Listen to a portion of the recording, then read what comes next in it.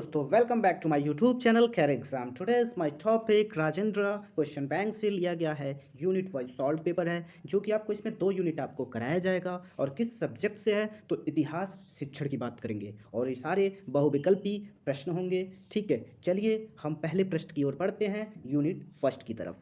ठीक है, आपके सामने पहला प्रश्न, इतिहास को मानव जाति की शिक्षा माना है, किसने कहा है? तो हडर ने कहा है। हडर ने क्या कहा है? इतिहास को मानव जाति की शिक्षा माना है। ठीक है, यह किसका कहा हुआ है? तो हडर का है। इतिहास, क्वेश्चन नंबर सेकंड, इतिहास को सर्वसम्मत काल्पनिक कहानियां किसने कहा है? तो नेपोलियन ने कहा है। नेपोलियन ने क्या कहा है?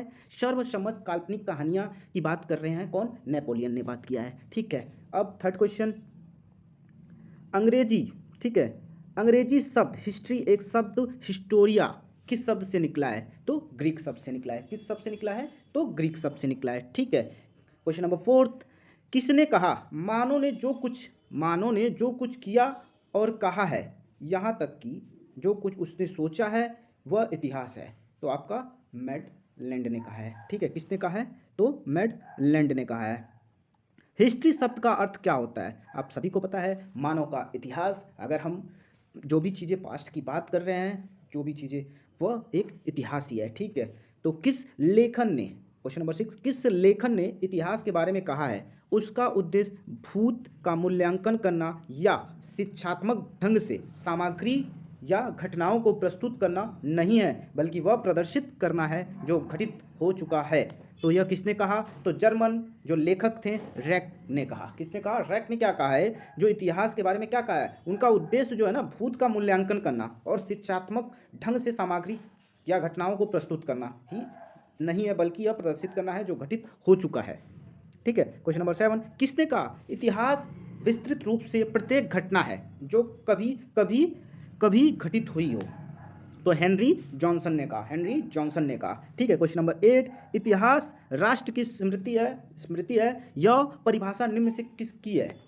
तो डॉक्टर राधाकृष्णन ने कहा। मतलब अगर जब भी हम बात करेंगे इतिहास राष्ट्र की नेशनल मेमोरी एक तरह से कहते हैं, राष्ट्र की स्मृति है, तो यानी कि यह डॉक्टर राधाकृष्ण के द्वारा यह शब्द कहे गए हैं। ठीक है, यानी कि क्वेश्चन नंबर 9, इतिहास विचारों की प्रगति अथवा घटना क्रमों का संबंधित अध्ययन है, यह परिभाषा निम्न में से किसकी है? तो रैप्सन की है। कौन से रैप्सन ने क्या कहा था? कि जो विचारों की प्रगति अथवा घटनाओं का संबंधित अध्ययन, यानी कि विचारों की प्रगति अथवा घटनाओं का संबंधित अध्ययन अगर बात करेंगे तो रैप्सन ने कहा था। ठीक है, क्वेश्चन नंबर 10, इतिहास की कितनी अवस्थाएं होती हैं? तो 2 अवस्थाएं होती हैं। इतिहास की कितनी अवस्थाएं होती हैं? 2 अवस्थाएं होती हैं। क्वेश्चन नंबर 11, इतिहास से हमें निम्न से कौन सा मूल्य प्राप्त होता है? तो आपका आंसर होगा उपयुक्त सभी, नैतिक मूल्य, राष्ट्रीय मूल्य, नागरिक मूल्य। यह तीनों मूल्य हमें इतिहास से प्राप्त होते हैं। ठीक है, निम्न में से कौन सा इतिहास शिक्षण का उद्देश्य है? उपयुक्त सभी, वर्तमान की व्याख्या करना, उचित दृष्टिकोण का विकास करना, राष्ट्रीय भावना का विकास करना। ठीक है, क्वेश्चन नंबर 13, पुरातात्विक स्रोत से कितने प्रकार का होता है? तो 3 प्रकार के होते हैं। ठीक है, कौन कौन से होते हैं या आप कमेंट बॉक्स में बताएंगे। ठीक है, क्वेश्चन नंबर 14, राष्ट्रीय जागृति कारण था क्या था? धार्मिक तथा सामाजिक कारण। तो आपका राइट आंसर क्या होगा इसमें? राइट आंसर उपयुक्त सभी, आर्थिक शोषण, भेदभावपूर्ण नीति। ठीक है, इतिहास ज्ञान कराता है। क्या है इतिहास ज्ञान? क्या कराता है? विभिन्न संस्कृतियों का, विभिन्न भाषाओं का, विभिन्न जातियों का, ये सब इतिहास क्या करता है? हमें ज्ञान कराता है। शिक्षा में सहसंबंध शब्द का प्रयोग सर्वप्रथम किसने किया? सहसंबंध का प्रयोग हर्बर्ट ने किया था। ठीक है, और अगर हर्बर्ट ने सहसंबंध का प्रयोग किया था, ठीक है, और इन्होंने भी स्मृति के भी प्रस्तुत किया था। ठीक है, क्वेश्चन नंबर 17, किसका कथन है, यदि तुम चाहते हो तो इतिहास के तथ्यों को मनोरंजन के लिए पढ़ो, यह कहकर अपनी चापलूसी मत करो कि यह शिक्षा प्रदत्त है? यह किसने कहा? तो स्पेंसर ने कहा था। स्पेंसर ने कहा था। क्या कहा था? कि तुम चाहते हो इतिहास को तथ्यों के जगह मनोरंजन की तरह पढ़ो। ठीक है, और ये चापलूसी की तरह मत पढ़ो कि यह शिक्षा का प्रदत्त है। किसने कहा? स्पेंसर ने। क्वेश्चन नंबर 18, इतिहास विचारों की प्रगति अथवा घटनाओं का संबंधित अध्ययन है। ठीक है, इतिहास जो है ना, विचारों की प्रगति अथवा घटनाओं का संबंधित अध्ययन है। यह किसने कहा? तो रैप्सन ने कहा। ठीक है, रैप्सन ने कहा। किसने कहा? रैप्सन ने कहा। क्वेश्चन नंबर 19, इतिहास में कौन सा मूल्य प्राप्त होता है? तो नैतिक मूल्य, राष्ट्रीय मूल्य, नागरिक मूल्य, यह सभी। यानी कि तीनों चीज़ें हमें मिलती हैं, नागरिक मूल्य भी मिलता है, राष्ट्रीय भी मूल्य मिलता है और नैतिक भी मूल्य मिलते हैं। क्वेश्चन नंबर 20, ज्ञानात्मक पक्ष के उद्देश्यों को विश्लेषित किया जाता है। किसने किया है? तो वी.एस. ब्लूम ने। किसने किया? वी.एस. ब्लूम ने। क्या किया? ज्ञानात्मक पक्ष के उद्देश्य का विश्लेषित किया। किसने? वी.एस. ब्लूम ने। क्वेश्चन नंबर 21, भावनात्मक पक्ष के उद्देश्यों को विश्लेषित किया। किसने? यह सभी ने किया, कृतवाल, मसीहा ने, वी.एस. ब्लूम ने और स्पिंस ने। क्या? भावनात्मक, ज्ञानात्मक, वी.एस. ब्लूम ने, भावनात्मक, यह तीनों। ठीक है। 22, निम्नलिखित में से कौन सा ज्ञानात्मक पक्ष का उद्देश्य है? ज्ञान है, बोध है, प्रयोग है। यानी कि तीनों उद्देश्य है ज्ञानात्मक पक्ष के। ठीक है। क्वेश्चन नंबर 23, इतिहास विस्तृत रूप से प्रत्येक घटना है जो कि कभी घटित हुई हो, यह किसका कहना है? इतिहास जो है ना वो विस्तृत रूप से, एक विस्तार रूप से प्रत्येक घटना है जो कभी घटित हुई हो, हेनरी जॉनसन ने कहा था। ठीक है। क्वेश्चन नंबर 24, इतिहास के लिए किसने कहा? इतिहास घटनाओं का विचारों की उत्पन्न एक सुसंबद्ध विवरण है, रैप्सन ने कहा। किसने कहा? रैप्सन ने। घटनाओं या विचारों की जब भी बात आएगी ना, याद रखिएगा नाम आएगा पहले रैप्सन का, और ये इंपॉर्टेंट क्वेश्चन है, आप सभी लोग नोट कर लें। क्वेश्चन नंबर 25, किसकी उक्ति है इतिहास वह बौद्धिक स्वरूप है जिसमें सभ्यता अपने अतीत को चित्रित करती है? तो जॉन। ठीक है। Option number A is a right answer. ठीक है। क्वेश्चन नंबर 26, यानी कि आपका पहला यूनिट समाप्ति हो गया। अब हम बात कर रहे हैं सेकंड यूनिट की तरफ। ठीक है। सेकंड यूनिट आपका है निम्नलिखित में से कौन सा स्रोत है? ठीक है। सेकंड यूनिट आपका क्या है? ठीक है, शिक्षण के सिद्धांत एवं विधियां। अभी तक हमने फर्स्ट यूनिट में पढ़ा इतिहास के अर्थ और प्रकृति, अब पढ़ेंगे शिक्षण के सिद्धांत एवं विधियां। तो चलिए बिना देर के हम सेकंड यूनिट की तरफ, पहले क्वेश्चन की तरफ पढ़ते हैं, और ये रहा आपके सामने, निम्नलिखित में से कौन सा पुरातत्वविद स्रोत है? तो आप सभी को पता है हमें स्मारक संबंधित से मिले हैं, हमें अभिलेख संबंधित मिले हैं और मुद्रा संबंधित स्रोत मिले, यानी कि उपयुक्त सभी है हमारे पुरातत्व स्रोत। ठीक है। क्वेश्चन नंबर सेकंड,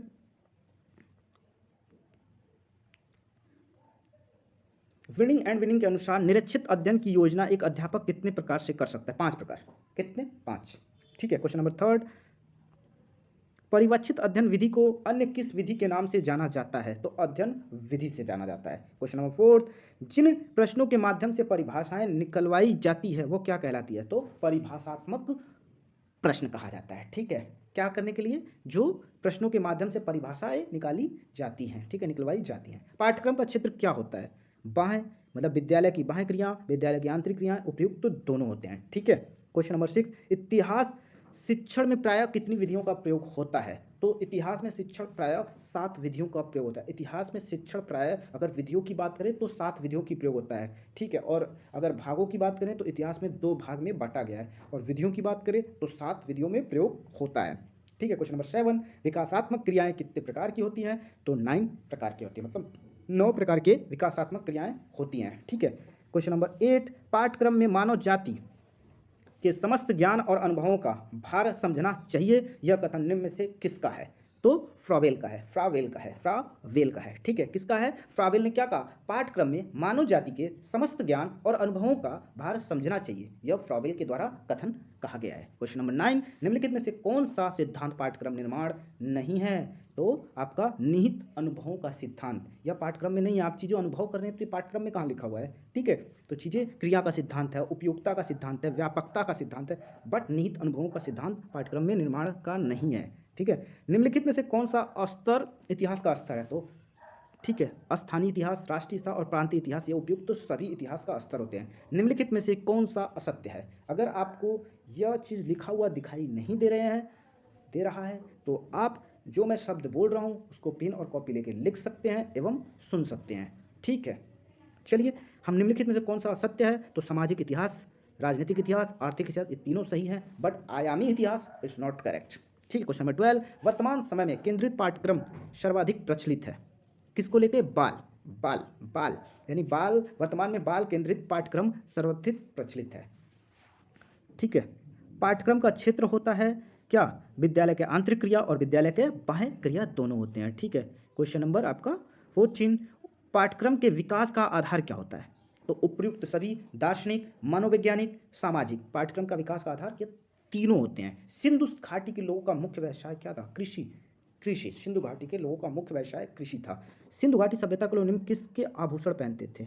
तो उपयुक्त सभी के, सोना, चांदी, मोती। क्वेश्चन नंबर 7, वैदिक काल की शिक्षा क्या थी? मौखिक। उस समय लिखित अज्ञात में थे लोग, मतलब लिखना नहीं जानते थे। क्वेश्चन नंबर 18, सिंधु घाटी के नगरों की सबसे उल्लेखनीय विशेषता थी क्या? नालियों की विशेषता, ठीक है। और उनका एक और था, सड़क, दरवाज़ा जो था ना वो सड़क की ओर घर के अंदर ना खोलकर वो सड़क की ओर खुलता था, ये भी उनका एक उल्लेखनीय विशेषता था। गुप्त साम्राज्य के पतन का निम्न कौन सा कारण है? उपयुक्त सभी, बाह्य आक्रमण, सैनिक दुर्बलता, आंतरिक विद्रोह, यानी कि उपयुक्त सभी। क्वेश्चन नंबर 20, निम्नलिखित में से कौन सा इतिहास का स्रोत है?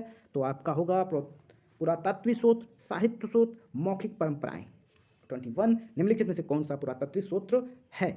तो मुख्य संबंधी स्रोत, अभिलेखिक संबंधी स्रोत, स्मारक संबंधी स्रोत, जैसे अशोक स्तंभ लेख हम कहते हैं, ठीक है।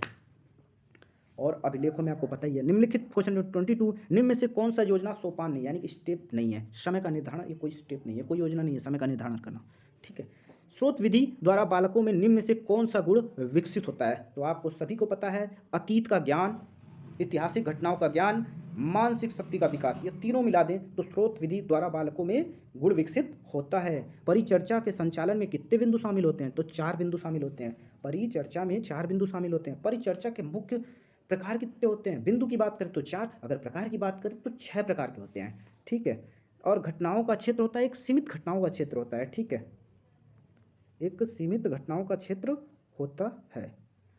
अब मामलों का क्षेत्र क्या है? तो व्यापक, कोई भी मामला हो वो व्यापक हो सकता है, ठीक है। क्वेश्चन नंबर 28, किसके अनुसार आधुनिक मामलों के शिक्षण के 3 उद्देश्य होते हैं? तो लिमिक, ठीक है, इनके द्वारा क्या होता है? आधुनिक मामलों का शिक्षण 3 उद्देश्यों को होते हैं। क्वेश्चन नंबर 29, शिक्षण इतिहास शिक्षण की दृष्टि से आधुनिक मामलों को कितने भागों में बांटा जा सकता है? 3 भागों में बांटा जा सकता है इतिहास शिक्षण की दृष्टि से आधुनिक मामलों में, 3 दृष्टि से, ठीक है। शिक्षा में समन्वय शब्द का प्रयोग सर्वप्रथम किसने किया था? हर्बर्ट ने किया था, आप सभी को पता है। समन्वय शब्द कितने होते हैं? तो 3 प्रकार के होते हैं। प्रयोग किसने किया? हर्बर्ट ने किया, सर्वप्रथम में किया था। समन्वय में से किस विशेष लक्षण की अधिगम स्थानांतरण, समन्वय में किस विशेष लक्षण की संभावना बढ़ती है? तो अधिगम, यानी लर्निंग का जो डिस्टेंस होता है वो एक दूसरे से जाता है, ठीक है, एक दूसरे से यहाँ से वहाँ चीज़ें को हम ट्रांसफर करते हैं, ठीक है।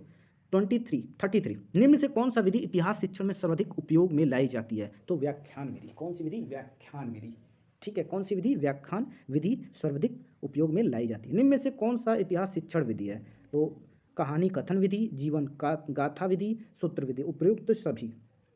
क्वेश्चन नंबर 35, इतिहास पढ़ने के लिए, ठीक है, इतिहास पढ़ाने के लिए निम्न में से कौन सा विधि छोटी इकाइयों के लिए सर्वोत्तम विधि मानी? कहानी कथन विधि, यानी कि इतिहास को अगर आप पढ़ा रहे हैं ना तो एक कहानी की तरह पढ़ाइए जिसमें छात्र को आपका इंटरेस्ट जागृत हो और उस चीज़ को वो मनोरंजन की तरह पढ़े, ठीक है। यानी कि क्वेश्चन नंबर 36, माध्यमिक स्तर पर इतिहास शिक्षण के लिए कौन सा विधि महत्वपूर्ण माना गया? तो स्रोत विधि, ठीक है। जैसे कि आपको दे दिया गया स्मारक का स्रोत, जैसे कि अभिलेखों के बारे में बोल दिया गया, ठीक है। स्रोत कितने प्रकार के हो सकते हैं? 2। कितने हो सकते हैं? 2 प्रकार के हो सकते हैं, ठीक है। इतिहास शिक्षण में योजना विधि के जन्मदाता किसे माना जाता है? तो किलपैट्रिक को माना जाता है। इतिहास शिक्षण में योजना, ठीक है, योजना विधि के जन्मदाता किसे माना जाता है? तो किलपैट्रिक को माना जाता है, ठीक है, किलपैट्रिक को माना जाता है। प्रोजेक्ट या योजना विधि का समस्यामूलक कार्य है जिसके स्वाभाविक परिस्थितियों में पूर्ण किया जाता है, यह किसका कथन है? तो स्टीफेनस का है, ठीक है, स्टीफेनस का है। क्वेश्चन नंबर 40, निम्नलिखित में से योजना विधि का गुण नहीं है?